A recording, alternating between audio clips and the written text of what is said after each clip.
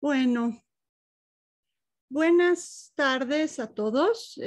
Hoy tenemos el gusto de tener un conversatorio sobre las huellas del COVID, los efectos neurológicos, fisiológicos y psicológicos. Bienvenidos a todas y a todos por parte de AMPAG. Y para ello contamos con la fortuna de tener a grandes especialistas, amigos nuestros además, que hablarán desde diferentes especialidades en medicina sobre estas secuelas. La doctora Rosa María Wong, que es infectóloga, hablará de las secuelas fisiológicas. El doctor Fernando Flores, que es neurólogo, hablará de las secuelas neurológicas, y la doctora Natasha Alcocer, psiquiatra y psicoterapeuta, hablará de las secuelas emocionales y psiquiátricas. Entonces, la dinámica será que primero cada uno hará una presentación inicial y después conversarán entre ellos, y al final habrá atención a las preguntas, inquietudes, comentarios del público. Por favor, el público ponga sus preguntas y comentarios en el chat del Facebook de AMPAG. Desde ahí nosotros los atenderemos. Entonces, los iré presentando en la medida que hablen. Primero la doctora Rosa María Wong. Ella es médico cirujano por la Universidad La Salle. Tiene pediatría médica por el Hospital Infantil de México, Federico Gómez. Tiene infectología pediátrica por el Hospital Civil de Guadalajara. Maestría y doctorado en ciencias médicas por la UNAM y postdoctorado en la Universidad de Stanford, California. Es la jefa de la subdivisión de investigación clínica de la Facultad de Medicina de la UNAM, jefa del laboratorio de investigación en enfermedades infecciosas de la UNAM también, responsable del Centro de Diagnóstico COVID-19 de la Facultad de Medicina. Es profesora también de pregrado y posgrado y es miembro del Sistema Nacional de Investigadores. Bienvenida, Rosy. Muchas gracias, Maxine. Buenos días a todos. Gracias a Maxine y a AMPAG por la invitación para participar el día de hoy en este conversatorio. A mí me tocó hablarles el día de hoy acerca de cuáles son las huellas del COVID desde el punto de vista médico, ¿no? Entonces, quisiera empezar nada más situándonos en dónde estamos actualmente en cuanto al COVID-19. Sabemos que se han reportado, que se han registrado a nivel mundial 241 millones de casos con 886,635, 4,919,000 fallecimientos, eso al día de ayer. Y vean cómo a lo largo del tiempo desde que empezó la pandemia, pues hemos estado con estas olas, ¿no? Estos picos que se presentan mucho más frecuentemente en el continente americano y europeo, ¿no? Pero en todos lados hemos tenido una gran cantidad de casos. En el caso de México, tenemos reportados en forma oficial 3,762,000 casos con 284,000 fallecimientos. Y también tenemos pues un comportamiento por oleadas. Vean como la primera oleada tuvimos un incremento de casos, nos mantuvimos en una meseta. Después tuvimos esta segunda oleada que fue la temporada de diciembre, enero, febrero, y esta última tercera oleada que fue dada por la variante Delta. Estamos actualmente en semáforo verde, pero sí es muy importante hacer énfasis que el semáforo lo único que nos dice es que hay una ocupación hospitalaria. O sea, si bien es cierto que hay varios indicadores que se toman en cuenta para poder decir si tenemos un semáforo rojo, naranja, amarillo, verde, vean cómo pues uno de los criterios más importantes, porque desde un principio ese fue un poco el objetivo, es tener una ocupación que sea menor al 50%, con tendencia que vaya durante más de 2 semanas a la baja. Entonces, bueno, como ahorita tenemos alrededor de un 14% de ocupación hospitalaria, pues por eso estamos en semáforo verde. Pero ojo, es muy importante recalcar que semáforo verde no quiere decir que el virus dejó de circular.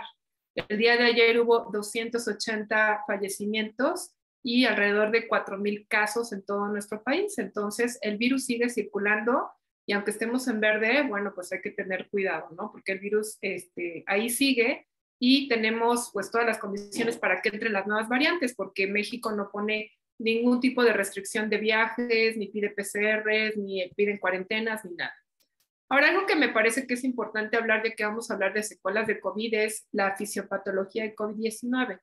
Rápidamente nada más quiero decirles que una vez que entra el virus a la célula, pues tenemos tres etapas, ¿no? La primera, en la cual hay una gran replicación del virus, podemos tener un cuadro clínico leve o asintomático. Si esta persona que tiene un cuadro clínico leve pues progresa la enfermedad, puede haber una fase pulmonar, en la cual vamos a tener un cuadro neumónico, y si esta enfermedad progresa, tenemos una fase de respuesta inflamatoria, y entonces aquí hay una hiperinflamación, ¿no? Y aquí tenemos choque, falla orgánica múltiple, un daño pulmonar severo, etcétera, ¿no? Tomando en cuenta cuál es el espectro del COVID, se sabe desde un inicio, cuando se hicieron las primeras descripciones de la enfermedad, que más o menos un 50% de los casos tiene enfermedad leve o moderada, un 30% no tiene síntomas y solamente un 20% tiene síntomas severos. Un 10 a 15% puede tener neumonía y 5% enfermedad crítica.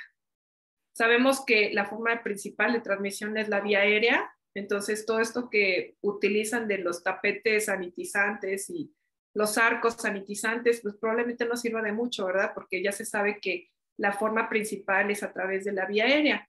Y bueno, pues además del cuadro clínico que ya conocen, de fiebre, tos, dificultad, dolores musculares, pueden desarrollar neumonía, ¿no? Sobre todo adultos mayores y personas con comorbilidades. El SARS-CoV-2 no solamente afecta a los pulmones, se sabe que en todos estos órganos tenemos receptores para el virus, entonces puede haber afección de los pulmones, del corazón, riñón, intestino, sistema nervioso central, ojos, piel, coagulación, embarazadas, y sobre todo también hemos visto que ahora afecta el gusto y el olfato. Entonces, ahora sí, hablando un poquito de lo que es el COVID largo o síndrome post-COVID o COVID crónico, esto es son signos y síntomas o un síndrome que, bueno, después de tantos casos que hemos visto en el mundo, más de 240 millones que se han registrado, porque todavía faltan todos los que no se han registrado. Bueno, pues desde el principio, ven, esta es una publicación en los primeros meses de la pandemia del 2020, de los pacientes que se empezaron a ver en Wuhan, que fueron dados de alta, estos son 149 pacientes, vean cómo a pesar de que pasan varias semanas, varios meses, siguen teniendo estas imágenes en la tomografía como de fibrosis pulmonar y se tardan varios meses, ¿no? Entonces, el 8% al alta tiene resolución de estas secuelas pulmonares radiológicas. 41% la primera semana, 50% la segunda, pero ven la tercera semana, 53%. O sea que más o menos la mitad de la gente que tiene problemas pulmonares puede seguir teniendo problemas pulmonares durante meses, ¿no? Entonces, estos son de los primeros reportes que ya veíamos con los pacientes de Wuhan. Ahora sabemos que, bueno, el COVID pues puede darse en forma prolongada y entonces hay algunas propuestas de la clasificación en primero clasificarlo como COVID en su fase aguda, después la fase posaguda cuando va de 4 semanas a 12 semanas y ya hablar de síndrome post-COVID o COVID largo cuando tenemos más de 12 semanas. En la fase posaguda pues es muy frecuente que tengamos síntomas, pero cuando estos permanecen por más de 12 semanas, bueno, aquí ya hay algunos síntomas como falta del gusto, falta del olfato, fatiga, debilidad muscular, alteraciones pulmonares, etcétera, ¿no?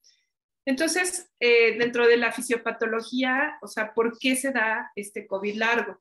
Uno, se cree que es porque hay persistencia viral.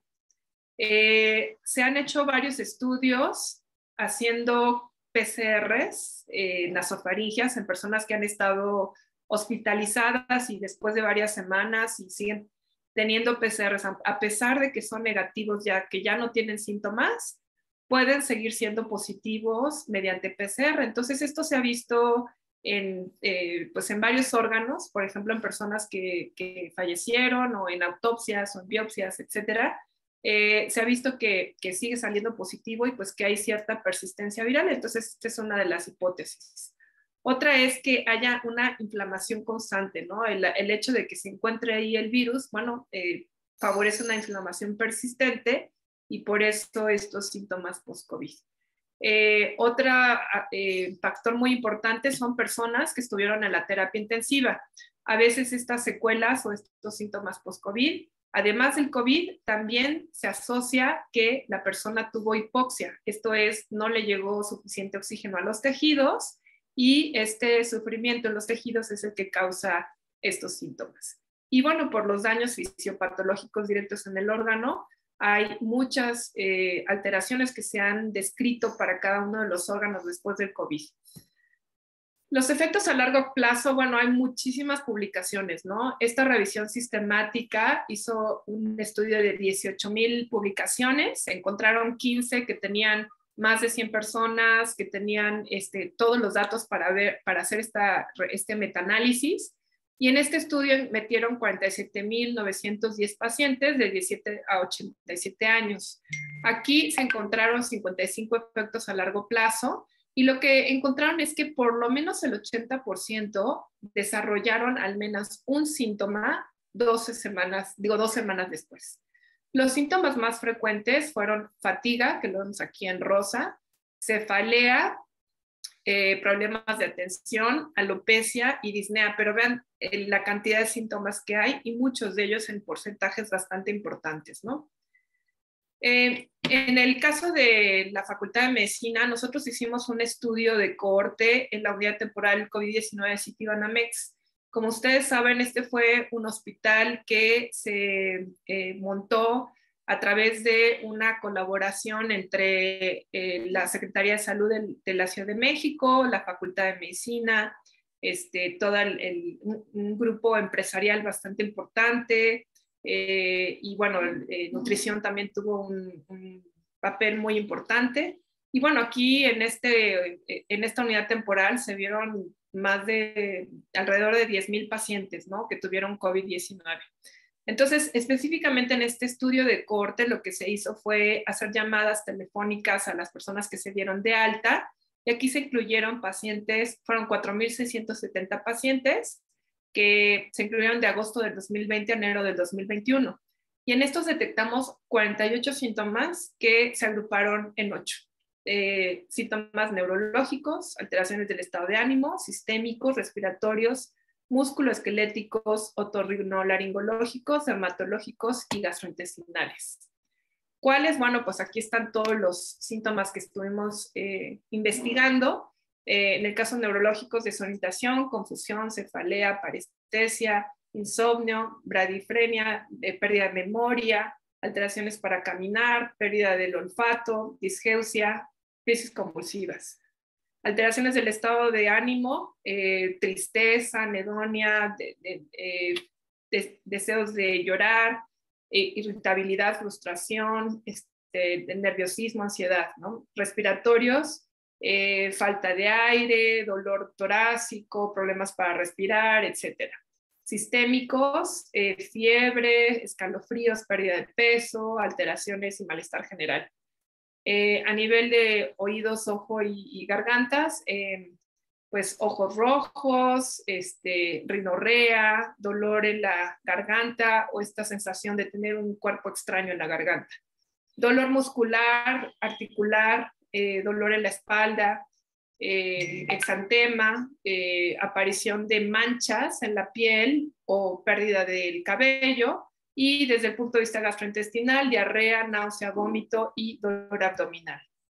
Entonces, en estos pacientes que seguimos a lo largo de 90 días, los 10 síntomas más frecuentes que encontramos fueron fatiga, cefalea, tristeza, alopecia, insomnio, deseo de llorar, angustia, enojo, anedonia y dolor de espalda.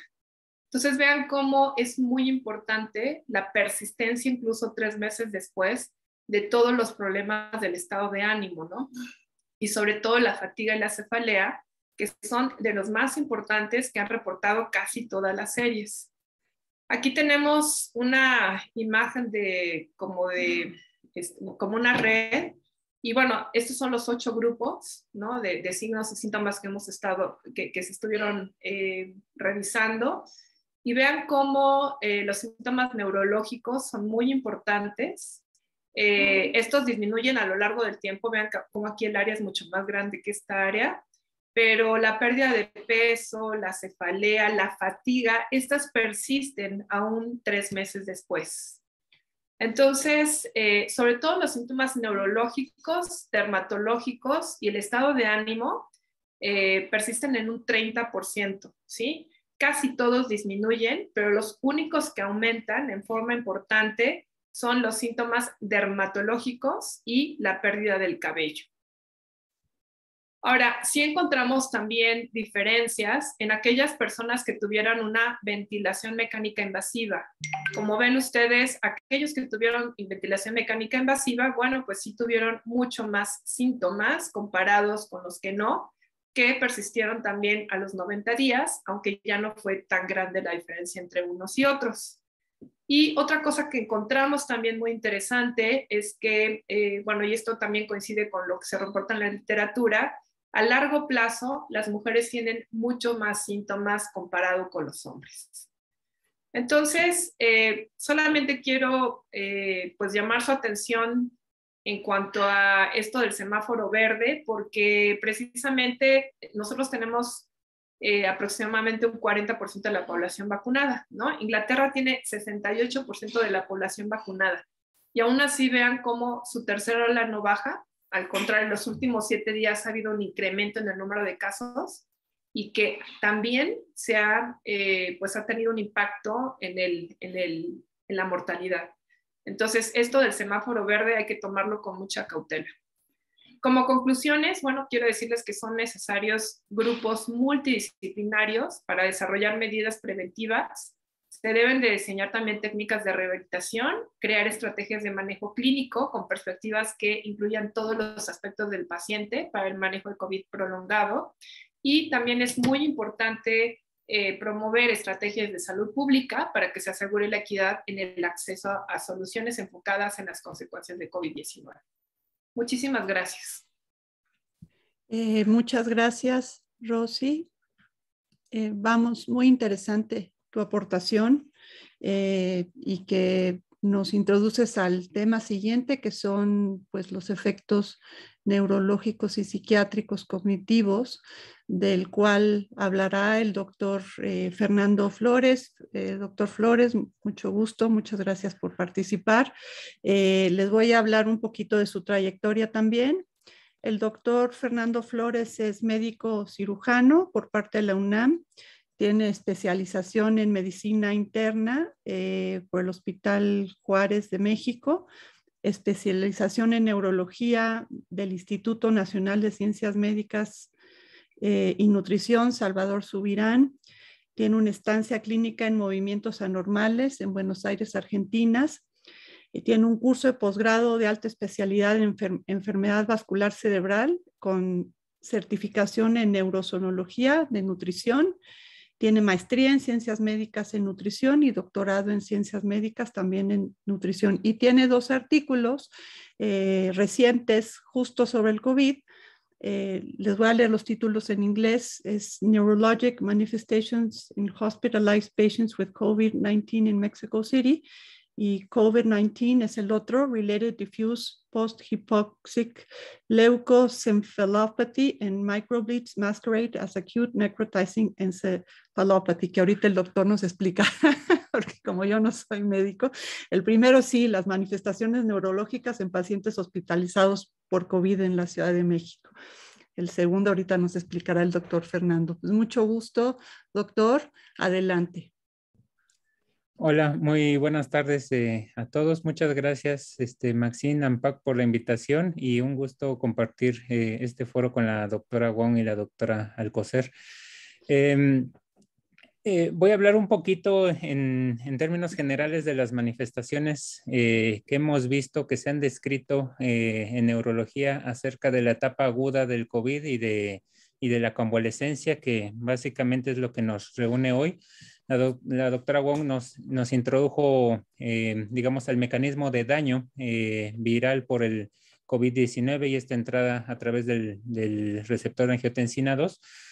Solo quisiera recalcar que las manifestaciones neurológicas, hoy no tenemos muy claro cuál es la génesis de ella, si puede ser un daño directo mediado por el virus, que por lo menos en la fase aguda, esas primeras 2 semanas parecen muy intensas relacionadas a ello, pero más bien tendemos a pensar que es un efecto de esto que ven como 3 y 4, una alteración de la respuesta inmunológica o de los mecanismos de tromboinflamación. De hecho, las mayores complicaciones, al menos vasculares, se piensan que son en realidad por estas fases de tromboinflamación. De ahí que ustedes han escuchado que la anticoagulación y el uso de dexametasona vinieron a cambiar un poco la evolución clínica de los pacientes, regulando estas dos fases en los mecanismos de daño.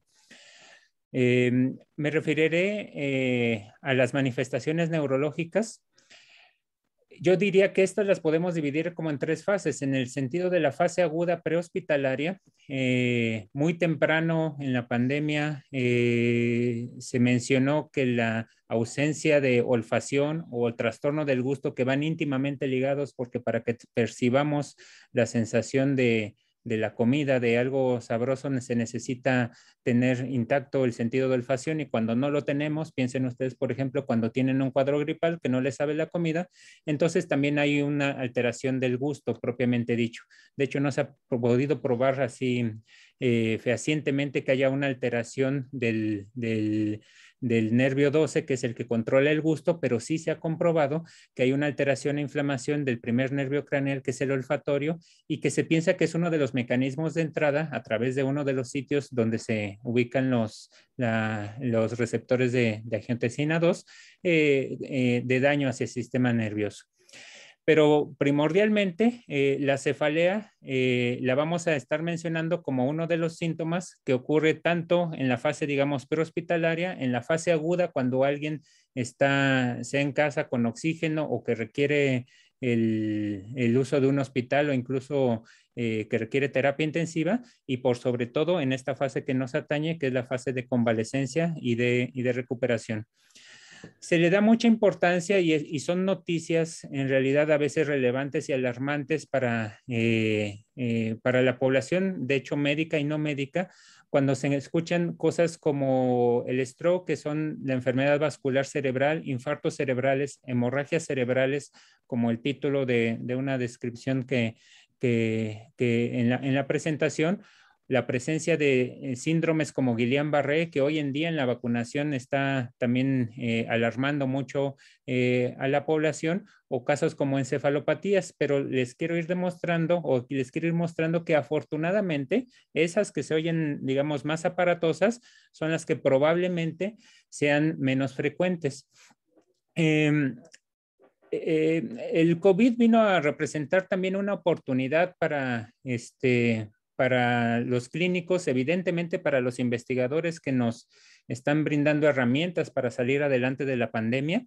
Y vean que los clínicos, bueno, pues estamos interesados en ver diversas manifestaciones. Aquí les presento el trabajo que se publicó este año, pero es de la Corte de Nutrición, que está tomada más o menos de abril a agosto del 2020.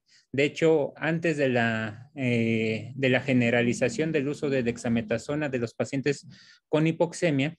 Y aquí se compara un poco las series de reportes neurológicos reportadas a esa fecha. El primer reporte neurológico, de hecho, fue de China, con 214 pacientes estudiados. Para cuando nosotros lo sacamos parecía la más grande, después vinieron unas en realidad mucho más grandes, pero esto de cualquier síntoma neurológico que incluye básicamente esto es al principio de la sensación de cefalea, de sentirse aturdido, como con mareo, alteración del estado mental al inicio o la presencia de complicaciones como las crisis convulsivas o cualquier tipo de infarto o hemorragia cerebral. Vean ustedes cómo en una serie de México representaba hasta como el 70%, que empata mucho con lo que acabo de oír de la doctora Wong, en el sentido de que son síntomas altamente prevalentes. Y de ellos, la cefalea probablemente fuese uno de los síntomas de presentación al ingreso de los pacientes que estuvieron hospitalizados. Y quiero mencionar aquí el ejemplo de la enfermedad vascular cerebral, de los infartos y hemorragias, ahí van en conjunto, y vean cómo en la mayoría de las series en realidad no es tan alta, afortunadamente, la ocurrencia de ellas, aunque si lo tomamos en el número de pacientes que se han hospitalizado en todo el mundo, sí que vemos muchos pacientes con ello. Ya se han realizado, por ejemplo, metaanálisis de este desenlace de infartos y hemorragias y anda la frecuencia entre el 1 y 1.4% de los pacientes hospitalizados y cae muy dramáticamente para quien no requirió ninguna hospitalización. Les decía que algunos casos aislados pues pueden ser dramáticos. Cuando hablábamos hace rato de una lenguaencefalopatía necrotizante, nos referimos a esto, a un cerebro que rápidamente les explico debería de ser grisecito como esta parte que se ve hacia la zona occipital, pero pueden ustedes verle partes negras que corresponden a microsangrados, partes medio blancas que corresponden a algo que se llama leucopatía y partes entre negras y blancas que corresponden a hemorragias.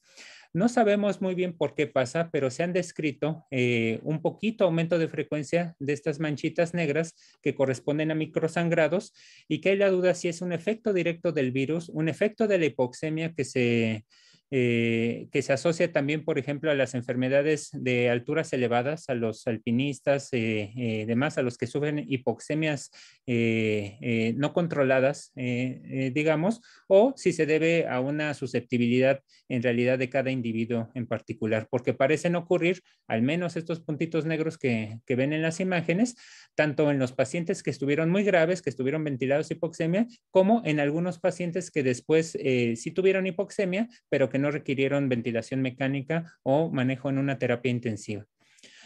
Yo les diría en el sentido del mensaje de las manifestaciones neurológicas, que probablemente lo que estamos viendo en la convalecencia, en este síndrome de COVID largo, más allá de los 3 meses, son agrupaciones de 3 síntomas. Uno es la cefalea, y cuando hablamos de cefalea, hablamos de una cefalea primaria en el sentido de que se han descartado causas endocrinológicas, causas asociadas a la medicación, causas asociadas a las secuelas pulmonares que les pudieran dejar hipoxemia, pero que sí pueden ir relacionados a otros síntomas, por ejemplo, como los trastornos del sueño, como la ansiedad, como depresión.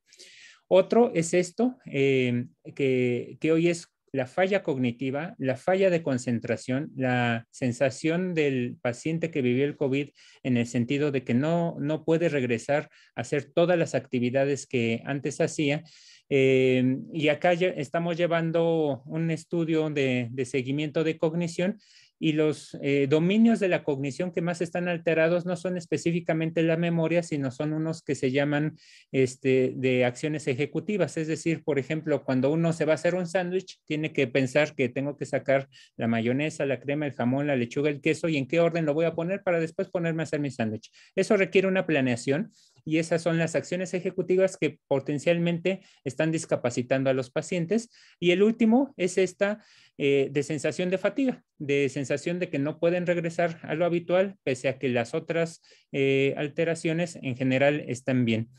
En ese sentido, también a esta corte de pacientes, aquí sí ya cerca de 3,000 pacientes, también se les ha preguntado a su egreso, todos son supervivientes de COVID, ¿Cuáles son los síntomas que más le afectan? Aquí están divididos por quienes no estuvieron en una terapia intensiva en naranjita y los que estuvieron en terapia intensiva en rojito. Vean que los que salen de una terapia intensiva, casi el 100% al mes de seguimiento se sienten débiles, que no regresan a su vida habitual. Y aquí les marqué el insomnio, la queja cognitiva y la cefalea al final. El insomnio y la queja cognitiva tienden a mejorar en el tiempo, pero es interesante que la cefalea y la sensación de debilidad, aunque sí va mejorando en el tiempo, es probablemente uno de los síntomas de consulta más asociados y repito, independientemente de alteraciones endócrinas o pulmonares que pudieran haber tenido. Y aquí los estamos viendo por semana. Los que tienden hacia el rojito son una mayor proporción de pacientes, los que tienden hacia el blanco es una menor proporción, y vean cómo hay algunos como la anosmia en los pacientes con terapia intensiva que se les mantiene durante más tiempo. Hay cierta cantidad de insomnio que permanece más allá de la semana 4 y estas pérdidas de concentración que se mantienen en general. Entonces, yo diría en este acercamiento y presentación que hay muchos síntomas relacionados a la presentación del COVID, particularmente cefalea. Pocos casos en la general en la prevalencia de los síntomas graves, pero estamos viendo una muy alta prevalencia de síntomas relacionados con neurología que incluyen cefalea, trastornos cognitivos y debilidad, que todavía estamos hoy en día desarrollando la información de cuáles son las causas, si todo está relacionado a la forma y gravedad de presentación del COVID y de hecho si van a ser duraderas. Y pues estoy atento ahora a lo que sigue para después discutir entre nosotros. Muchas gracias. Muchísimas gracias, doctor Fernando, con esta interesante presentación. Y justo ahora complementamos la riqueza de tener los resultados de investigaciones que se están haciendo pues, sobre la marcha en este corto y largo tiempo que llevamos en la epidemia, en la pandemia del COVID, con la presentación de nuestra querida doctora Natasha Alcocer. Natasha es médico cirujano, egresado de la Facultad de Medicina de la UNAM.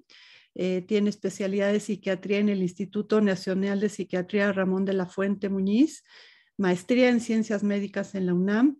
Tiene una maestría en psicoterapia analítica de grupo por parte de AMPAG y es coordinadora del proyecto de salud mental para residentes y está adscrita al Departamento de Neurología y Psiquiatría en Nutrición desde 2004. Bienvenida, Natasha. Cuéntanos un poco de este complemento, lo fisiológico, lo neurológico, ahora lo psicológico. Hola, buenas tardes a todos. ¿Me escuchan, verdad? Sí. Ok.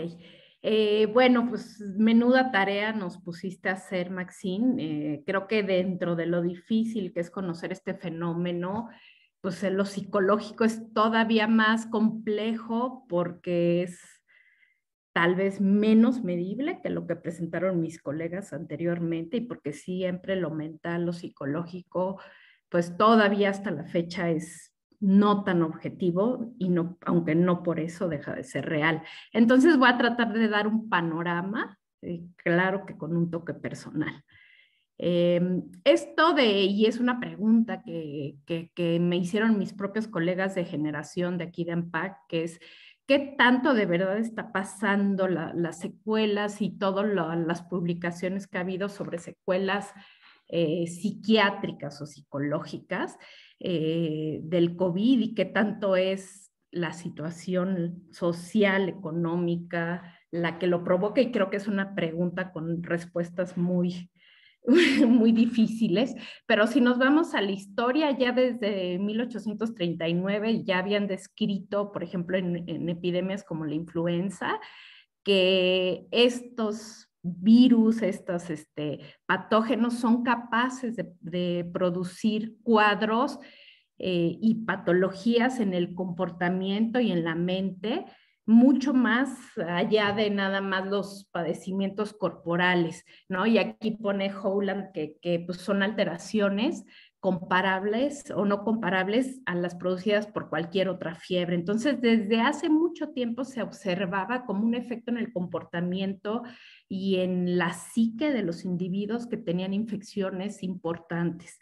Ya después, como unos 80 años después, en este hospital de Boston que se llamaba el Hospital Psicopático, se describió Menninger, que fue uno de los fundadores de la clínica en Boston y de la medicina tan alto nivel de Boston, describió mucha asociación, una asociación llamativa entre las infecciones virales y la morbilidad psiquiátrica. Entonces, de ahí salieron muchas bases para especular de que, por ejemplo, la esquizofrenia era ocasionada por un virus, cosa que hasta la fecha tampoco se ha comprobado así, pero sí sabemos que los virus, por diferentes acciones, pueden provocar o detonar el desarrollo de un cuadro psiquiátrico, que es de lo que les vamos a hablar. Y para eso quiero empezar hablando de lo que es la evolución, porque uno se pregunta, bueno, y con eso voy a acabar un poquito al rato, pero pues, ¿qué nos está trayendo la naturaleza? ¿Por qué está pasando esto? Y si nos ponemos a ver, y creo que mis predecesores ya mencionaron la palabra inflamación, somos una sociedad que actualmente vivimos en la inflamación. Si bien nuestra respuesta inmune hace muchos años nos permitió subsistir como especie y nos hacía poder responder muy intensamente a cualquier patógeno, y desarrollamos, o digamos que nos fuimos seleccionando naturalmente para que aquellos que tenían respuestas inflamatorias más intensas eran los que sobrevivían. ¿Por qué? Porque cuando tenemos estas respuestas inflamatorias que ahora se han ido conociendo muy bien, nos aislamos y eso evita el contagio de otros, nos ensimismamos, dejamos de comer a veces, nos quedamos con poco movimiento. Por ahí estos síntomas científicamente se le han dado a llamar el sickness behavior, y se ha visto poco a poco que tiene que ver con el sistema inmune que está inflamado, de tal forma que aprendimos que cuando nos inflamábamos nos retraíamos, y si se fijan, estos síntomas que les acabo de decir son muy parecidos a la depresión.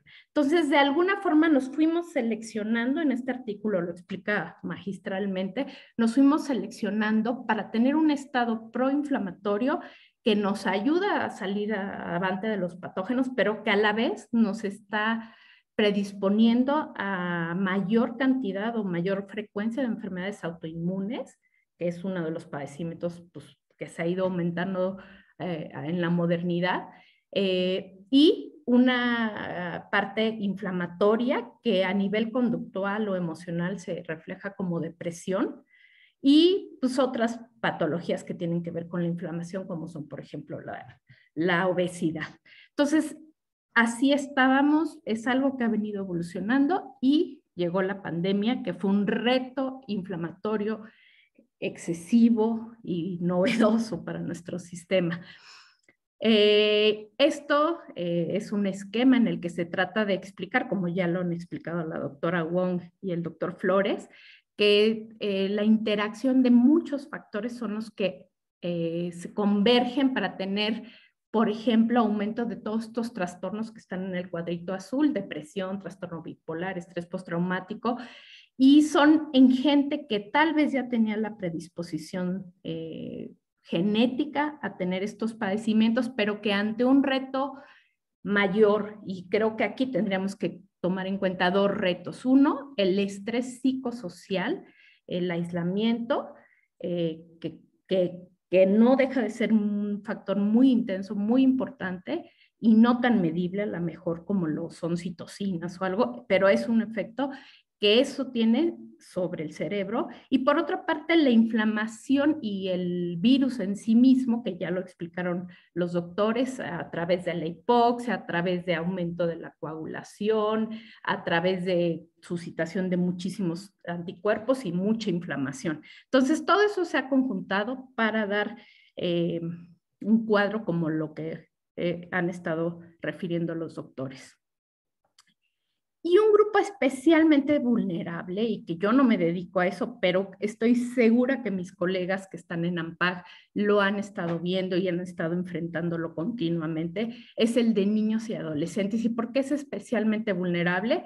Por miles de razones, pero una importante es porque además su cerebro está en crecimiento. Su cerebro, y sobre todo el de los adolescentes, está en un momento de desarrollo que requiere, por ejemplo, la sociabilización, y especialmente susceptible a estos cambios sociales, ¿no? Entonces, todos estos factores los pueden encontrar, se han referido en diferentes artículos, hay revisiones muy interesantes, y son bastante obvias: interrupción del ciclo escolar.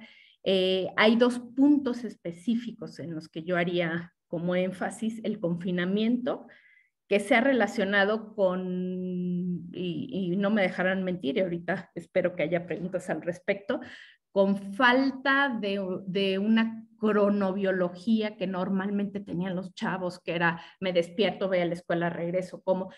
En muchos casos se rompió eso y muchos adolescentes dejaron de sentir el paso del tiempo o empezaron a tener fenómenos de realización, despersonalización por esta falta de sensación de paso del tiempo. Otra cosa importantísima que ha pasado es los cambios de hábitos en el sueño. Los chicos, como no tenían que ir a la escuela y al principio ni siquiera había escuelas en línea, pues cambiaron los hábitos en general del sueño muchísimo, disminución de la actividad física, alteraciones en las dietas. Esta parte muy importante y que yo no he leído mucho al respecto, no he encontrado mucha información, pero el contacto social y el contacto incluso hormonal que se tenía en el grupo de niños y adolescentes, que realmente es muy importante, se perdió. Y bueno, no hablamos de un tema gigante que es la violencia intrafamiliar, que notablemente aumentó, hay reportes en varios países, y que tiene que ver pues con el encierro y con la presión económica incluso de los padres. Y la otra parte muy importante, que también hay mucho reporte al respecto, es el aumento de la exposición al internet y a las redes sociales. Si bien las redes sociales fueron como una forma de comunicación importante a lo largo de la pandemia para todos, pero especialmente para los adolescentes, sí se ha visto que en un exceso trae consecuentemente a alteraciones en el sueño y alteraciones como depresión o ansiedad si es excesiva, ¿no? Porque también es una forma de competencia, de medición de la autoestima. Entonces, todo esto creo que mis colegas lo han vivido. Y una parte muy importante que creo que es a lo que sigue y lo que vamos a seguir tratando de abordar es la preocupación que queda en muchos niños, no en todos, yo diría que en los más avanzados, en los más conscientes, que es la preocupación por el futuro familiar, cuando se ha perdido algún padre, la madre, que eso es pues, devastador, del país, que no hay pocos motivos para preocuparse, y del mundo, ¿no? Porque finalmente los niños suficientemente formados, informados, pueden estar viendo esto como algo que es el inicio de un mundo futuro bastante difícil. Y bueno, estas son cifras. Este artículo en especial incluyó una buena cantidad de adolescentes entre 12 y 18, y pues estas son las cifras, ¿no? 43% depresión, 31% depresión y ansiedad, más afectado el género femenino.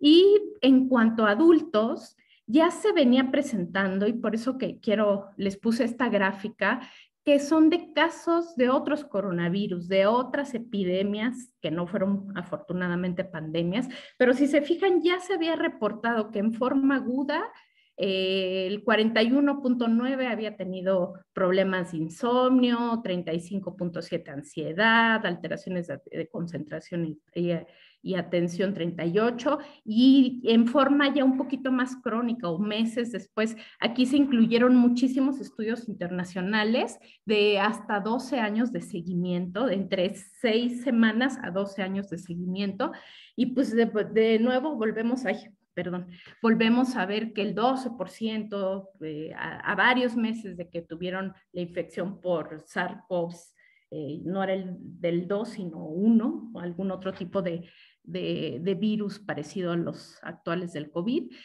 pues sí tenían una buena prevalencia de alteraciones también en memoria, también en problemas de insomnio. Entonces, claro que lo que estamos viendo ahorita no es nuevo, es algo que está mucho más magnificado, pues porque claro que esto fue una pandemia, ¿no?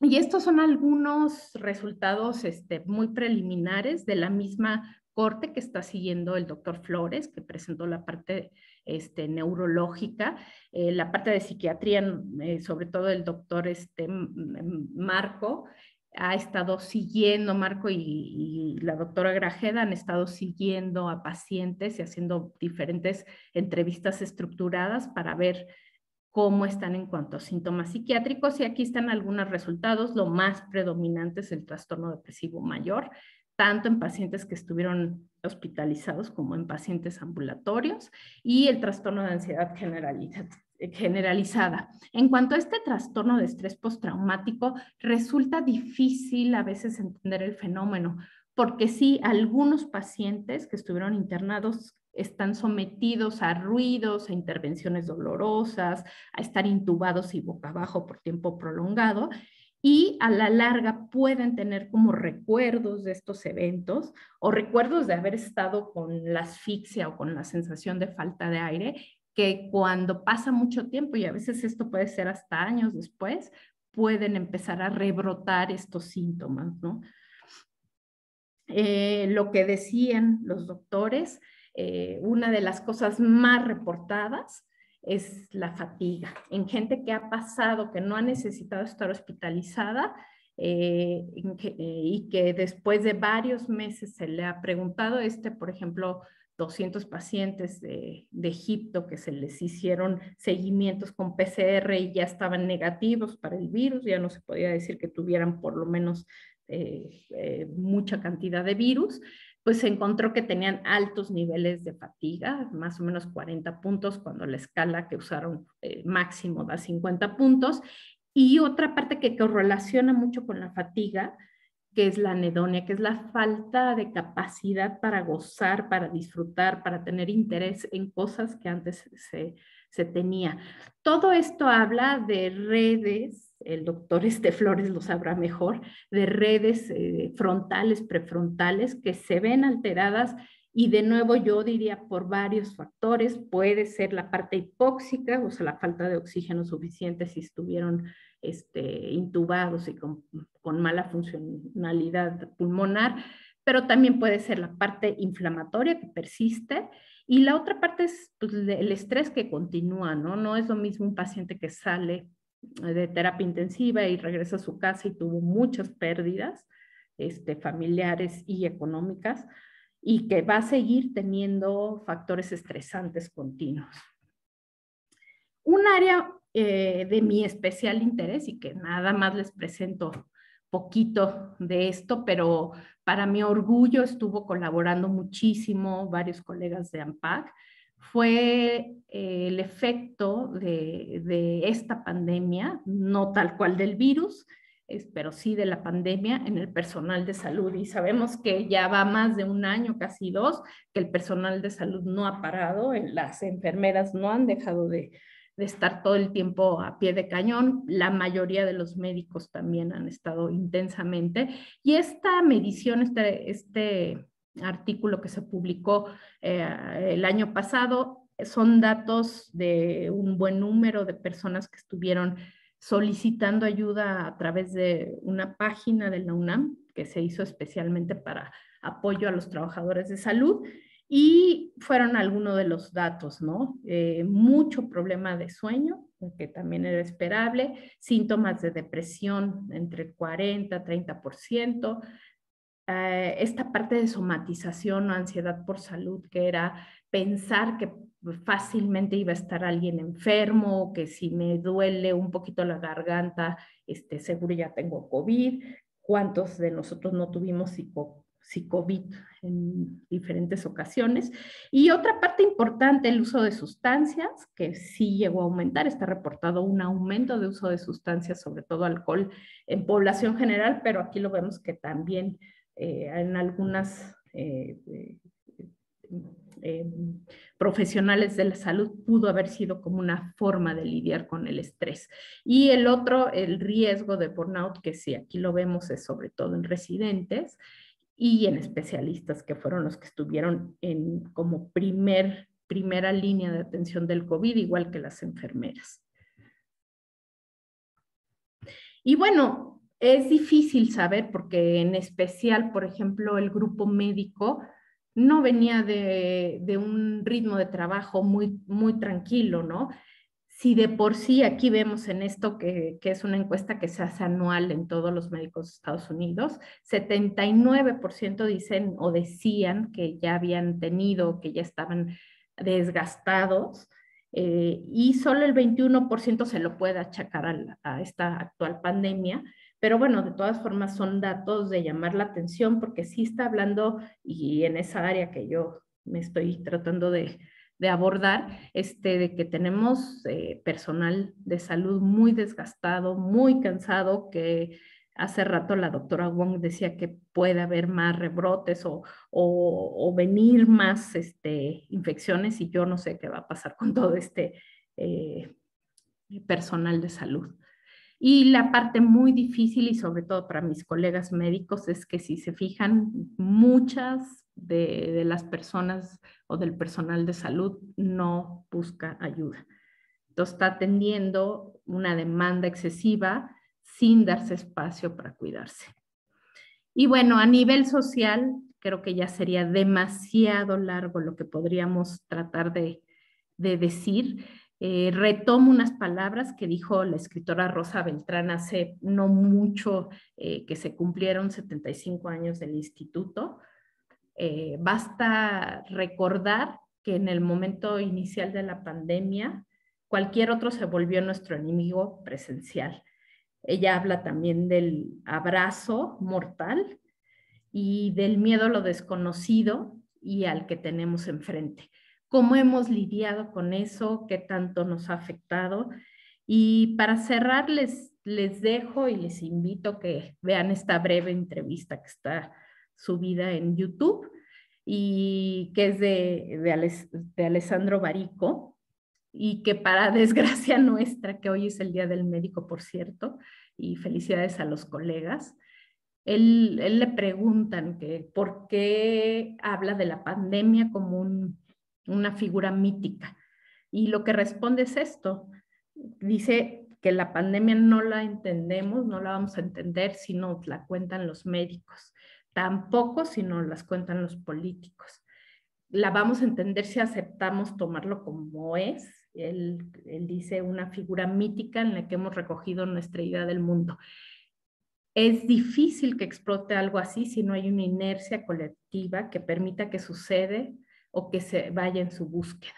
Y él dice en su idea central que la humanidad juntos fuimos permitiendo o haciendo que pasara una pandemia así para llamarnos la atención, para hacer una pausa, para poder entender qué estamos haciendo y que pudiéramos recapacitar y reconsiderar y saber para hacia dónde vamos. Y creo que de eso se trata siempre, pues, todos los conversatorios que tenemos en AMPAG. Muchas gracias. Muchísimas gracias, Natasha. Muy interesante lo que nos planteas y que va hilado con lo que han dicho primero Rosy y luego el doctor Fernando de cuerpo, mente y la parte además de los afectos y cómo saber qué es secuela del virus y qué es secuela, como tú bien decías, del confinamiento, de esta situación donde empezamos a ver a los otros como posibles enemigos y desarrollamos actitudes fóbicas, ¿no? Que no se me acerque, que no me respire, que no me hable, y nos aislamos en nuestras casas como si estuviéramos en un búnker y ya nunca queremos salir. ¿Y qué es efecto de qué? Entonces, tal vez es muy ambiciosa mi pregunta, pero ¿cómo hilarían esto ustedes? O sea, lo fisiológico que plantea Rosy, lo neurológico que plantea el doctor Fernando con todas las alteraciones cognitivas y la dificultad de operar cotidianamente y la dificultad de pensar, y luego todos los factores afectivos, sociales. ¿Cómo ven ustedes desde su punto de vista? Esto tal vez es muy ambiciosa la pregunta. Bueno, pues yo creo que es algo multifactorial, ¿no? Como todo lo que hemos estado diciendo cada uno de nosotros. Pues yo toqué como varias partes de fisiológicas o fisiopatológicas en cuanto a la persistencia del virus, la inflamación, pero de una forma u otra los tres hablamos de esa parte, ¿no? Aunque yo hable de lo fisiológico, pues también les reporté todo lo que encontramos en los pacientes de anedonia, de bradiciquia, de estrés, de problemas del estado de ánimo, tristeza, depresión, ¿no? Creo que todavía no sabemos a lo que nos vamos a enfrentar en un futuro. Estamos empezando apenas a vislumbrar lo que está pasando. Y yo creo que también un problema muy importante es que muchos no sabemos hacia dónde vamos, ¿no? Porque para muchas patologías, como que uno sabe cuál es el principio, cuál es el fin y qué pasa en el inter, ¿no? Con este virus no sabemos nada. O sea, desde un principio se decía y se manejaba sobre la inmunidad de rebaño, que si el 70% llegábamos a tener anticuerpos, esto sería suficiente para que se acabara la pandemia. Yo creo que ya llegamos al 70%, entre los que se vacunaron, entre los que ya se enfermaron, entre todas las olas que ya vimos, que toda la gente que se ha enfermado, pues probablemente algunos países ya llegaron al 70%. Y aún así, o sea, bueno, por eso les pasaba la última gráfica de Inglaterra, ¿no? Yo estoy como un poco espantada porque justo 68% de la población tiene vacunación y varias personas, o sea, yo creo que más del 50% de la población también ya se ha infectado y aún así sigue habiendo un incremento. Entonces, este virus ha encontrado la forma de cambiar, de mutar, de crear nuevas variantes que hacen que nos volvamos a infectar. Entonces, yo creo que esa parte también nos tiene como un poco desorientados, ¿no? Porque no sabemos muy bien a dónde vamos. Pensábamos que con el 70% de la población vacunada o con enfermedad ya íbamos a librar la pandemia y a pues 17 meses de que inició la pandemia llega la variante Delta y empezamos a tener más olas de casos y muertes en todo el mundo. Entonces, esta incertidumbre creo que también favorece y contribuye a lo que decía Natasha, ¿no?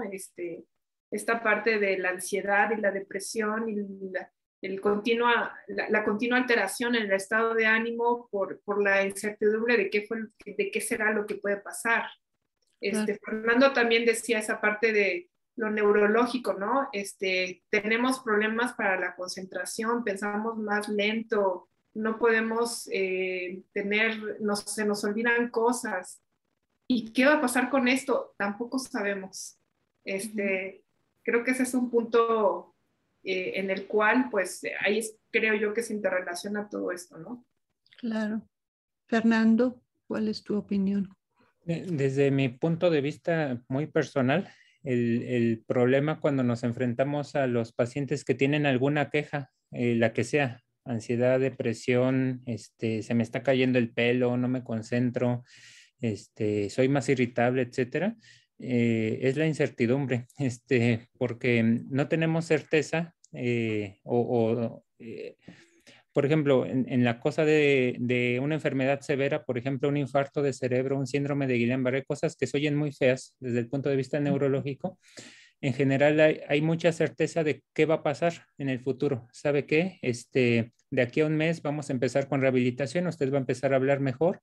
El objetivo en los siguientes meses de su vida es que nos levantemos a caminar, adquiramos independencia y se tiene una meta muy bien clara y además más o menos se sabe cómo va a discurrir ello. Pero alguien que tiene tristeza, depresión, si no sabes si me voy a quedar así toda la vida, si esto va a afectar mis relaciones interpersonales y demás. Ese principio de incertidumbre, a mí me parece que al menos en el clínico, cuando vemos estos tipos de problemas en la consulta, es lo que hay que, digamos, paliar de diversas formas, porque no todo es una medicación.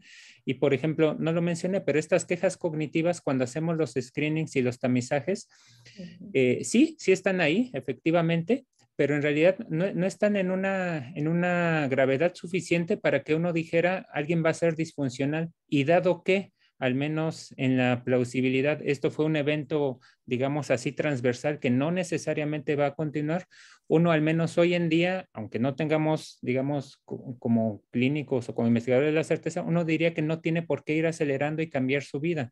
Entonces tendríamos que ir cambiando pues también la actitud en el sentido de quienes atendemos a este tipo de personas, de transmitirles un principio de certidumbre.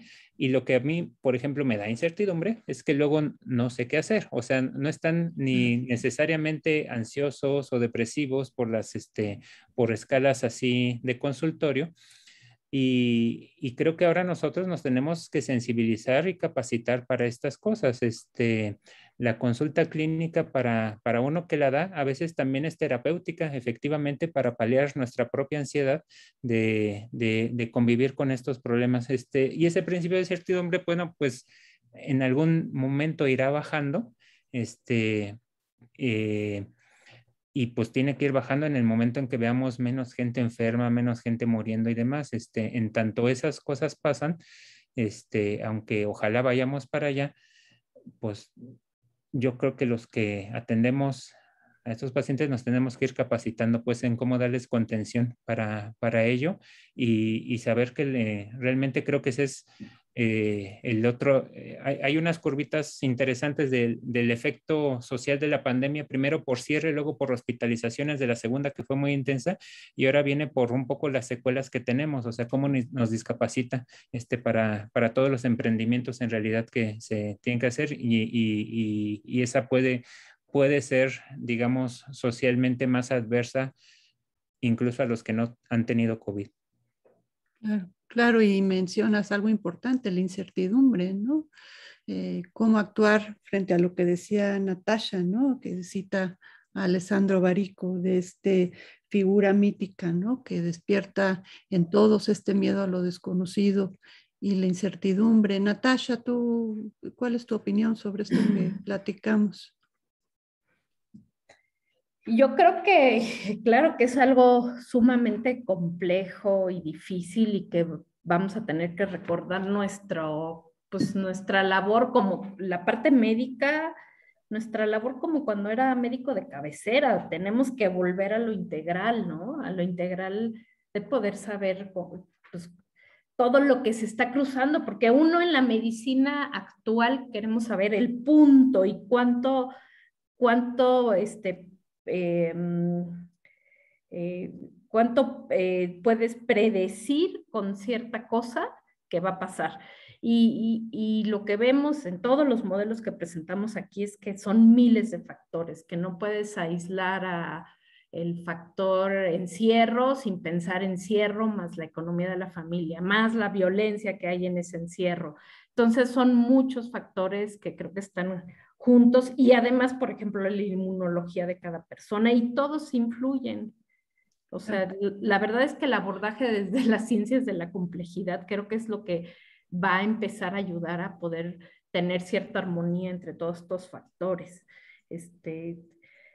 Y creo que como médicos estamos expuestos y tenemos todas las herramientas o las tenemos que adquirir para ir viendo todos estos factores. Eso es parte de lo que decía Rosy, de la multidisciplinaridad, ¿no? Que tenemos que trabajar en forma multidisciplinaria y echar en mano de todos, y eso va a ser el mayor reto, creo, para todos los que nos dedicamos a la salud mental y física. Claro, cuerpo, lo fisiológico, el cerebro, lo neurológico y la mente. Y tú agregas los factores psicosociales que son efecto de la pandemia, bien importante, ¿no? Me llama mucho la atención esto que citaste, Natasha, de que somos una sociedad que vivimos en inflamación. y que son los mismos síntomas de la depresión. ¿Qué opinan ustedes de esto? Bueno, para mí es nuevo y me parece interesantísimo, pero ¿qué opinan ustedes de esto? Rosy. Bueno, yo creo que el síndrome inflamatorio aplica a muchas patologías y a muchos estados, ¿no? Pero también existe la antiinflamación, que es como esta parte del sistema inmunológico que mantiene la homeostasis. Pero como bien mencionó Natasha, viene relacionada la inflamación con más cosas de lo que nos podemos imaginar, ¿no? Cada vez se encuentran más pues, mecanismos fisiopatológicos que tienen que ver con inflamación en muchas patologías, ¿no? Y bueno, definitivamente en el COVID y en las secuelas post-COVID es una de las teorías más importantes, ¿no? La persistencia de la inflamación y la falta de pues, tener esta tolerancia a la inflamación constante que nos causa síntomas, pues no nada más neurológicos y psiquiátricos y psicológicos, sino en todos los demás. Se han reportado muchos efectos secundarios como, por ejemplo, personas que les dio COVID desarrollan diabetes mellitus, ¿no? O personas que tienen COVID empiezan a tener alteraciones menstruales. O puede haber problemas de fertilidad en el hombre porque también les da orquitis, ¿no? Cosas que uno, cuando empezó a ver esto del COVID, pensábamos que eran nada más síntomas respiratorios, neumonía y ya. Lo que hemos visto es que no, o sea, que puede afectar a muchos otros órganos y sistemas y que justo tienen que ver con esta inflamación crónica y constante, ¿no? Si tiene alguna fisiopatología con las cuestiones,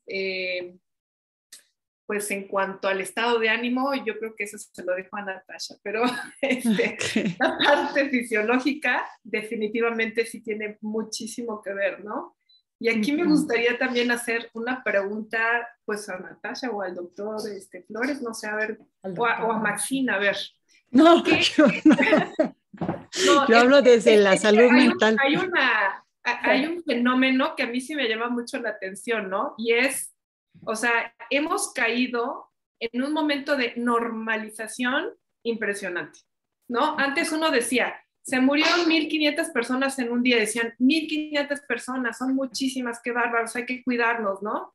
O sea, ¿qué es lo que pasa en la mente de una persona que ya escuchamos 3 millones de casos? Y pues es así como, sí, 3 millones, ¿no? 500 muertos diarios. Y para todos, o sea, llega un momento en que es como una normalización de la situación, ¿no? Entonces, ahora a mí me gustaría saber qué opinan ustedes de eso. Doctor. Ay, pues yo creo que es más como para Natasha, pero pero yo lo veo a veces como un mecanismo de defensa en el sentido de la experiencia propia, digamos, pues todos estábamos en un tiempo a mediados del otro año pendientes cada minuto y cada tarde de ver efectivamente cuántos casos, cuántos muertos, cuándo llega la vacuna, en nuestro hospital hay camas, no hay camas, nadie salga, etcétera.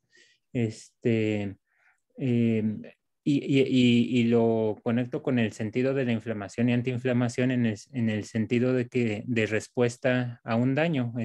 Aquí es un daño, digamos, no percibido y durante cuánto tiempo puedes estar inflamado, durante cuánto tiempo puedes estar preocupado.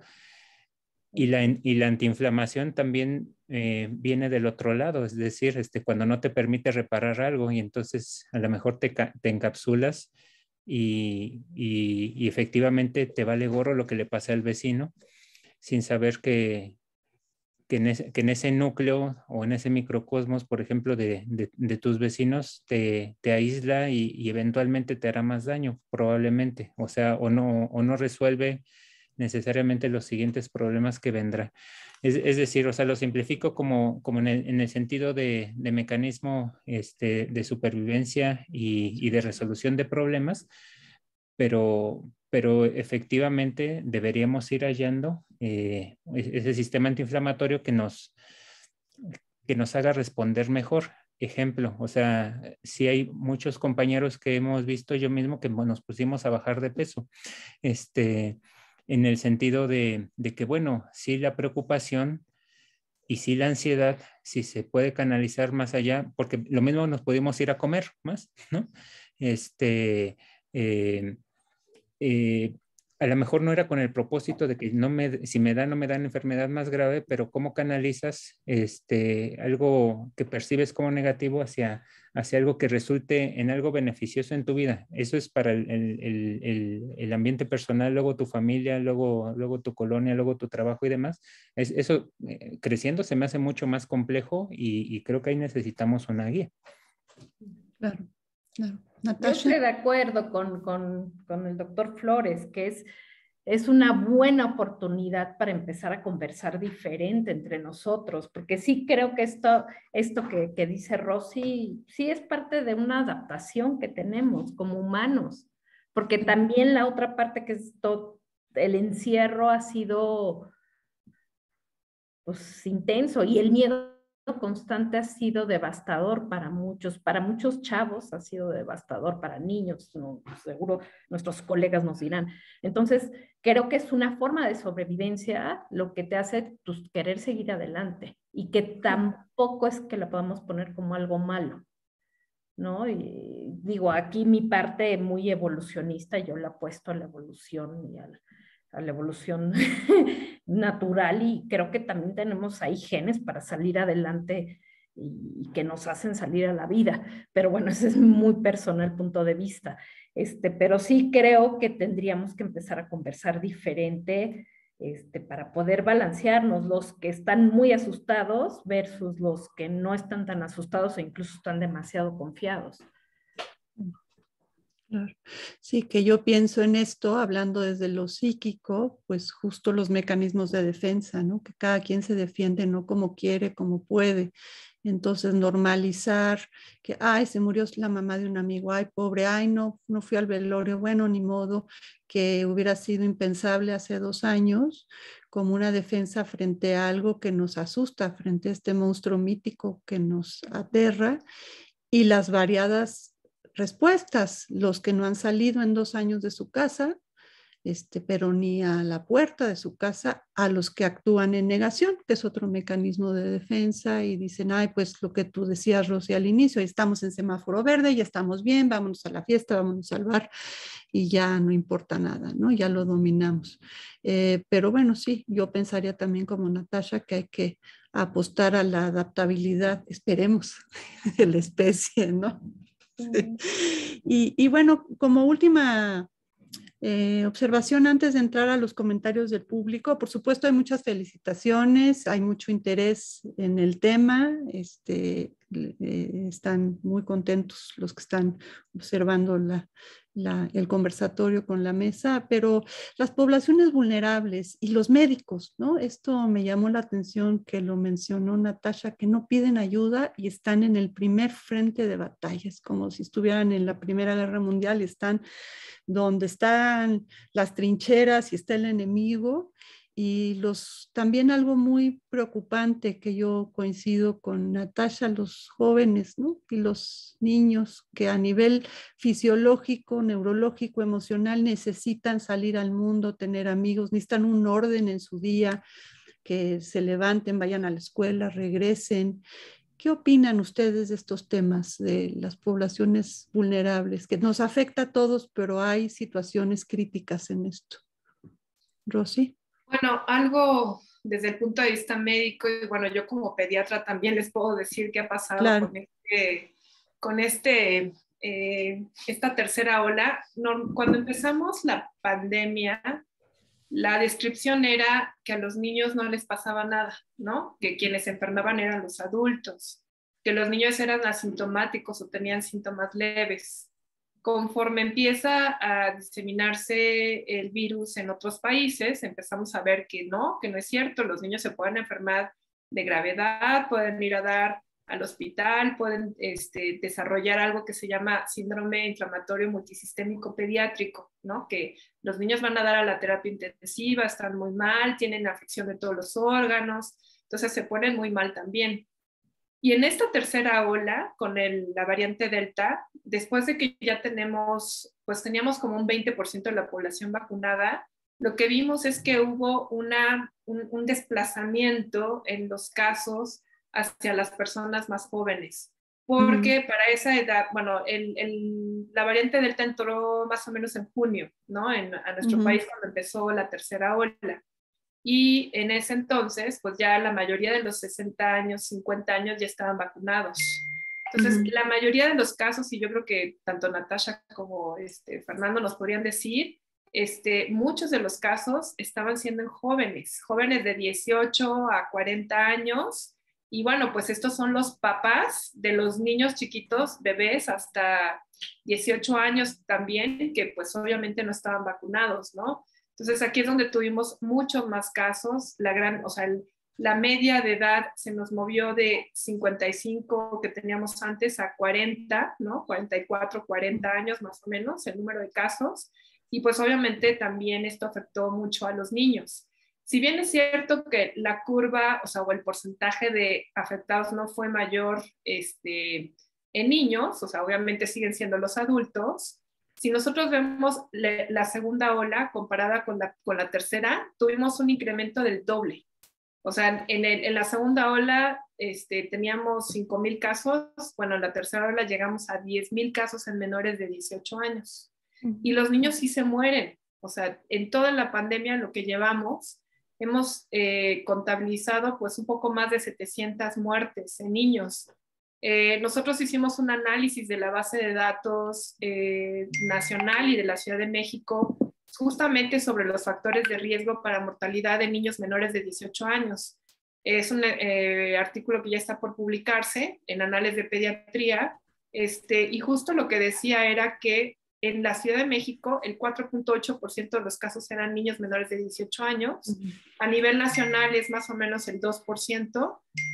Y la mortalidad sí es baja, ¿no? Pero sigue habiendo fallecimientos, o sea, sí hay niños que se pueden morir. ¿Por qué? Porque también tenemos niños que tienen problemas cardíacos, problemas renales, los adolescentes, por ejemplo, ahorita tenemos otras pandemias, ¿no? Que es la de obesidad y la de sobrepeso.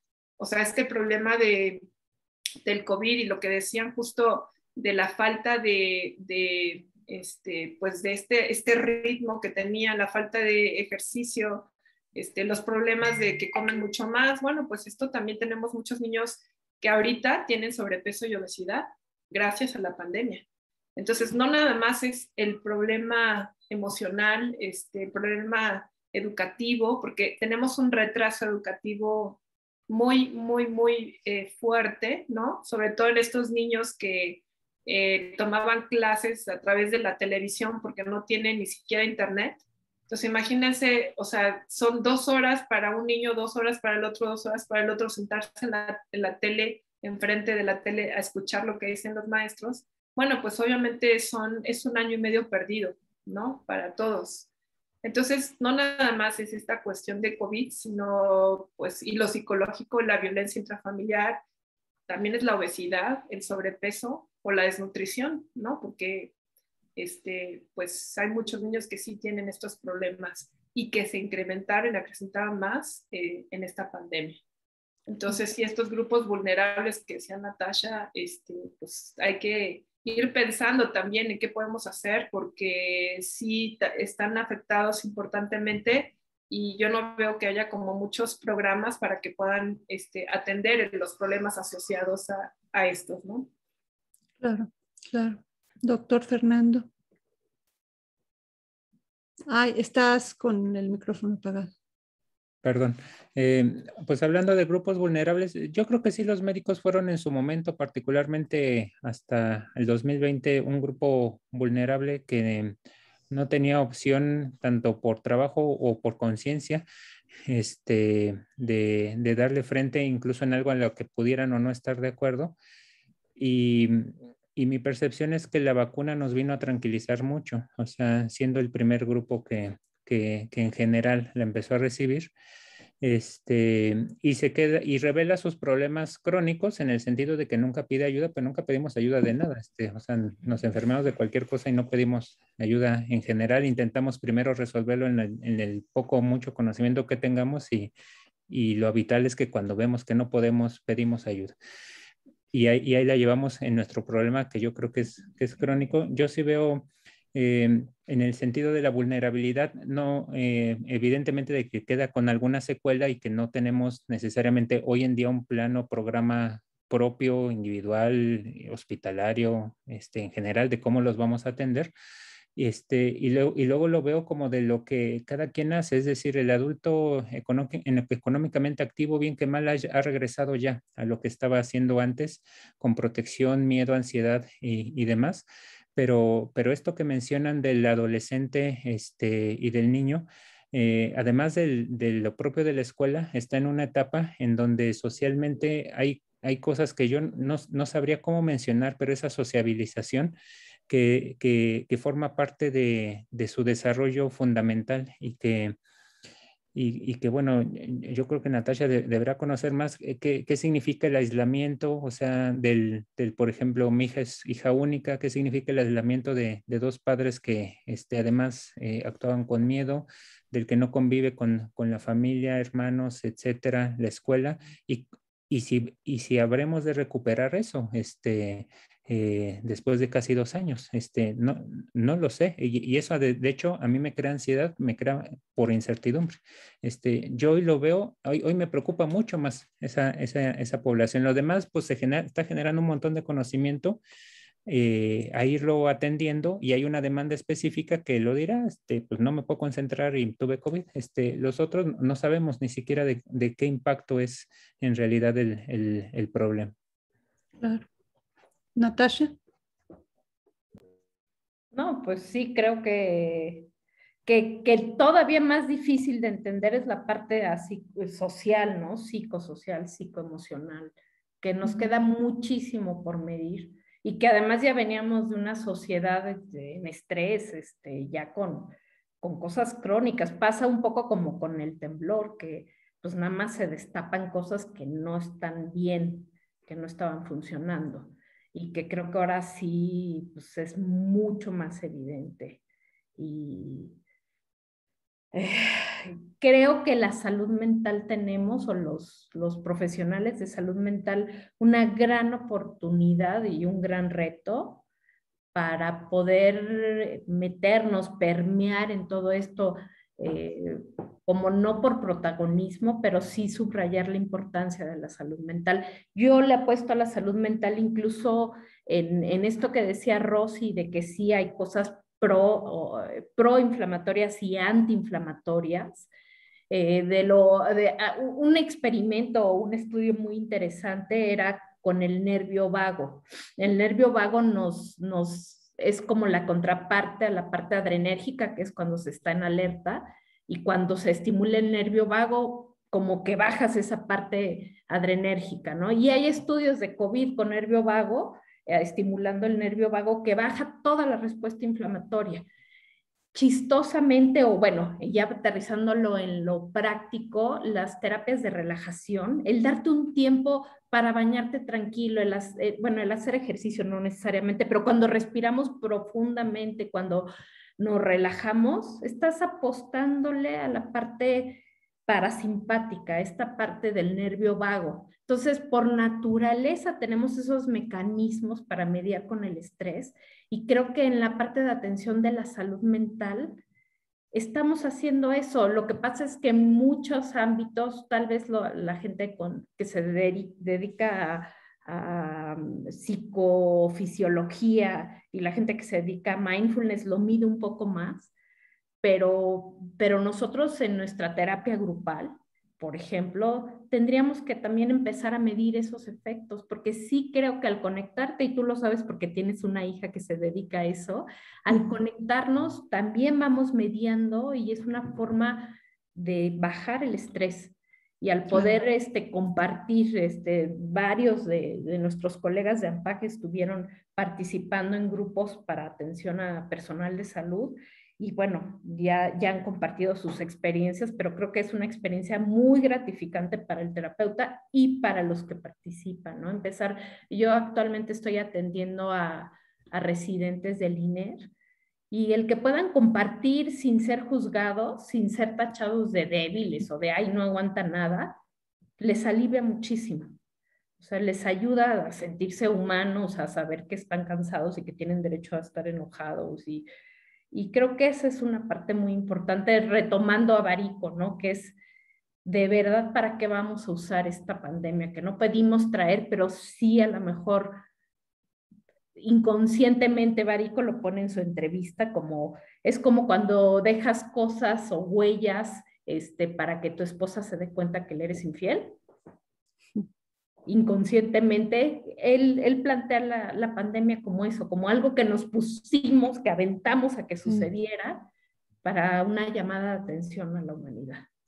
Claro, claro, que sería el mito que tenemos o teníamos de la inmortalidad y de que gracias a la ciencia ya habíamos avanzado suficiente para que nunca tuviéramos una peste bubónica o una gripe española y de pronto no, y además del el daño que estamos haciendo al planeta, ¿no? El cambio climático.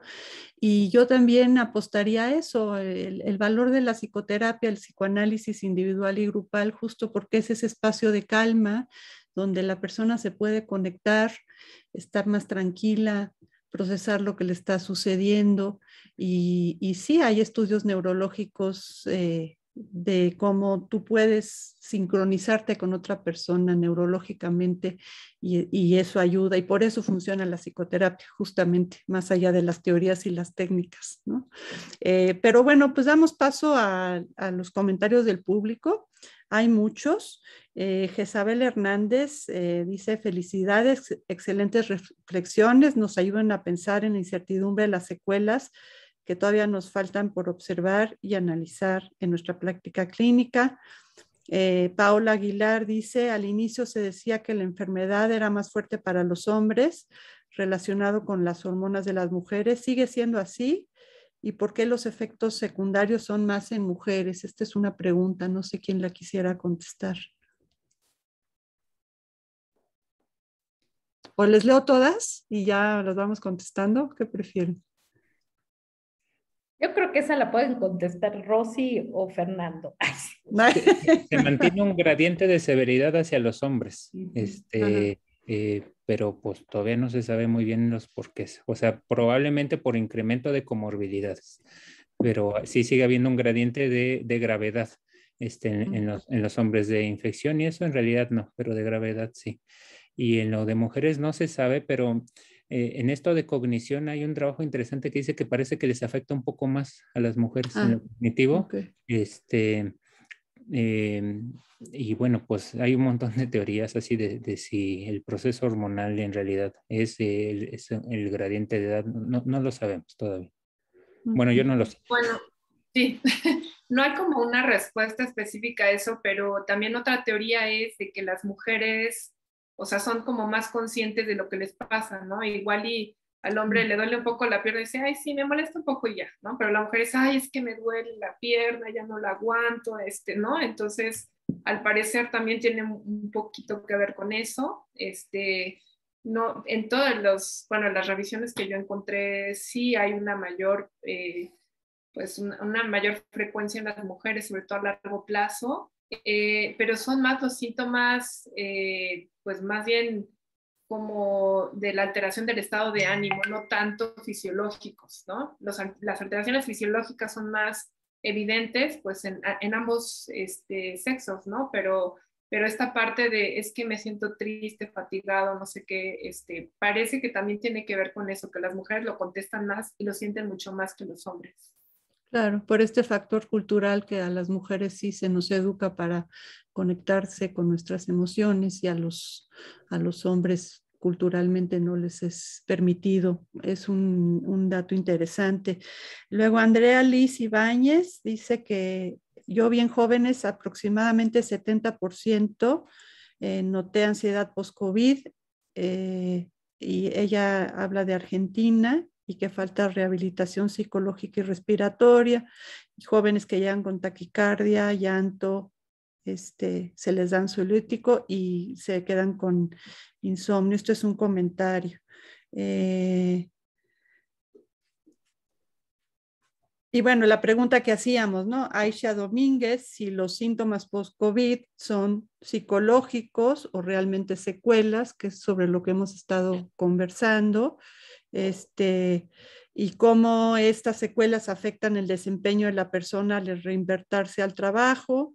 Y luego hay preguntas a los médicos de diferentes circunstancias, se las leo. Dice, yo quedé con depresión y ansiedad desde el año pasado que me dio COVID. La ansiedad y depresión que me dejó el COVID no he podido hacer deporte. Mi madre quedó con ansiedad, un poco relatando lo que ustedes cuentan. Y luego hay una pregunta sobre justo la menstruación y el ciclo hormonal de la mujer, que si hay una afectación, tú lo mencionaste, Rosy, ¿qué resultados han encontrado? Bueno, a largo plazo no sabemos si esto cambia o no y si regresa a la normalidad o no, pero sí hay reportes del aparato reproductor femenino, porque como les decía, pues tenemos receptores de la enzima convertida de angiotensina 2 en muchos de nuestros órganos. Entonces, sí puede haber alguna alteración del folículo, puede haber alteraciones también en los espermatozoides, puede haber, bueno, se ha mencionado que posiblemente pudiera haber esterilidad si afecta a los hombres, y en las mujeres, bueno, sí hay varias que han reportado alteraciones menstruales. Ahora, si esto regresa a la normalidad o no, y en cuánto tiempo, pues es algo que todavía no sabemos, ¿no? Porque afortunadamente no es tan frecuente, pero sí se da. Ok. Natasha. Yo en este ámbito también quisiera subrayar, y creo que es una parte bien difícil, porque el estrés tal cual puede retrasar los ciclos menstruales, inhibe la ovulación, el estrés. Hay muchas mujeres, las más conocidas son las maratonistas, que están en un estrés tremendo y además bajan de peso y etcétera, pero el estrés en alguien que no adelgazó ni nada puede retrasar muchísimos meses la ovulación. Entonces creo que de nuevo estamos en lo mismo, que es bien difícil, o sea, es el estrés, alguien que estuvo pues internado y boca abajo y sin comer y bajó de peso, o es el virus, que también puede ser, ¿no? Entonces, yo de verdad creo que tendríamos que, y bueno, de ahí la parte buena de que se están haciendo estudios multicéntricos, el doctor Flores está en uno de ellos, de tratar de determinar los muchísimos factores que pueden estar contribuyendo. Claro. Otra pregunta es si posterior a la vacunación, a ver, espérame, mejor la leo porque aquí la tengo. Afectaciones a largo plazo en personas vacunadas y no vacunadas, ¿esto lo han podido evaluar o aún no? Pues hay algunos reportes que dicen que cuando las personas se vacunan, este síndrome post-COVID disminuye. Curiosamente, porque lo que estamos haciendo nosotros en el momento de poner la vacuna es que estamos estimulando la respuesta inmunológica. Entonces, esto puede hacer que funcionen todos nuestros linfocitos que van en contra del virus, y entonces si hay una persistencia viral, pueden llegar a estas células que están infectadas y entonces sacar el virus de las células o atacar al virus de una forma más eficiente. Entonces, hay algunos reportes que dicen que justo las personas que tienen COVID prolongado pudieran mejorar sus síntomas después de aplicarse la vacuna. Ok. Preguntan también si pueden tomar vitaminas después de que les dio COVID o si los electrolitos sirven durante la enfermedad. Ya son preguntas a los doctores, ¿no? Ya están en consulta también, no solo en un conversatorio. Pues de poder sí pueden, pero mejor que vayan con su médico a ver si Ok. si se las recomiendan. En general, no debería haber una razón para que post-COVID requirieran suplementos de vitaminas o de electrolitos. Se ha relacionado se ha pensado que los niveles bajos de vitamina D tenían que ver con gravedad. No se ha podido ser demostrado, pero si alguien tiene deficiencia de vitamina D, debería ser suplementado. Ok, muchas gracias, doctor. Y bueno, también más felicitaciones de Abraham Manzano, de Mijael Sprecher. ¿Quisieran hacer algún comentario final antes de que cerremos el conversatorio? Bueno, pues si quieren empiezo yo, vamos en el mismo orden. Sí. Yo creo que nuevamente el COVID todavía nos deja con mucha incertidumbre. Hemos visto que en todos los ámbitos, tanto fisiológico, neurológico como emocional, el COVID puede dejar secuelas a largo plazo y todavía no sabemos mucho a qué tanto largo plazo y cómo manejar esto.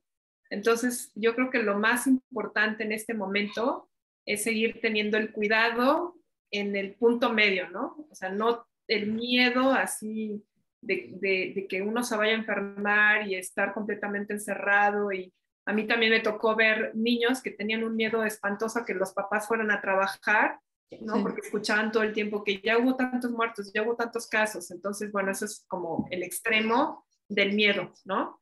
O el otro extremo de la gente que dice, pues estamos en semáforo verde, vámonos aquí al estadio, ¿no? O vámonos al Vive Latino o a la Fórmula 1 y sin cubrebocas. Al fin y al cabo que pues estamos en semáforo verde. O sea, tenemos que tener como un punto medio y seguir entendiendo que aunque estemos en semáforo verde, el virus sigue circulando.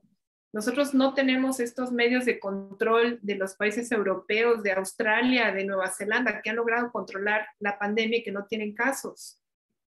Nosotros entra quien sea a nuestro país. Entonces así nos llegó la variante Gamma por Quintana Roo, nos llegó la Delta por San Luis Potosí, por México, nos llegó la variante Alfa por el norte, ¿no? Entonces, pues no hay que confiarse, o sea, hay que tener como la confianza suficiente para poder hacer lo que tenemos que hacer, pero siempre con los cuidados necesarios, porque el virus sigue y esta pandemia no se ha terminado. Ya vieron Inglaterra con 68% de vacunación, están aumentando el número de casos y de muertos. Entonces hay que seguirse cuidando. Ok. Doctor Fernando. Pues yo lo que diría es que el COVID sigue representando un reto, sigue siendo efectivamente algo activo. Un mensaje para mí mismo y para mis pacientes es que no podemos vivir con miedo. No quiere decir que por eso no nos preocupemos y ocupemos en nuestras acciones en la protección. Y para quien lo ha sobrevivido y lo ha padecido, un mensaje, y si nos escuchan, es que deben de saber que no están solos, que lo que sienten es real, que puede haber manifestaciones, digamos, orgánicas de secuelas lesionares, de lesión, pues, que da eso, y de las secuencias, digamos, neuropsiquiátricas para saber lo que sienten y se les puede ayudar. Y el primer paso es reconocerlo para buscar ayuda. Yo creo que cada vez los médicos somos más sensibles porque lo hemos vivido en carne propia, y pues que no duden en acercarse a ellos para expresar lo que sienten. Eso. Muchas gracias. Gracias. Natasha.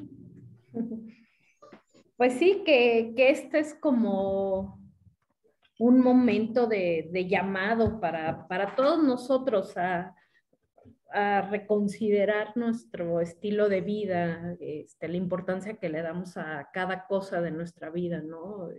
A la salud también se puede tomar como un llamado a voltearte a ver, como bien lo decía el doctor Fernando, pues voltear a ver en qué nos tenemos que cuidar mejor y que ojalá en ese qué nos tenemos que cuidar mejor sea también en la salud mental, en el bienestar, en gozar lo que es día a día, ¿no? También creo que esa es una gran pausa que no sé si todos aprovechamos, pero que tendríamos que aprovechar de la pausa que nos hizo hacer la pandemia.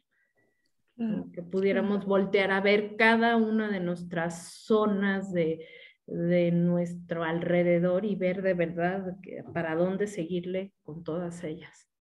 Claro, la salud emocional y en los diferentes grupos de población, ¿no? En los profesionistas, en los médicos, los niños, adolescentes, la familia a nivel individual y familiar, frente a la adaptación a este ser mítico, bueno, monstruo mítico que genera tantas reacciones individuales y sociales. Pues antes de cerrar, quisiera hacer una promoción de los siguientes eventos que tenemos en AMPAG.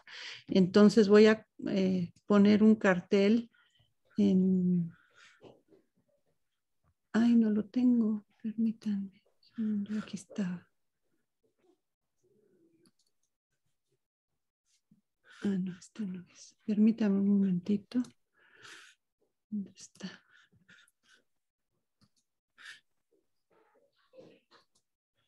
Está aquí atrás. Un momentito, aquí está. Y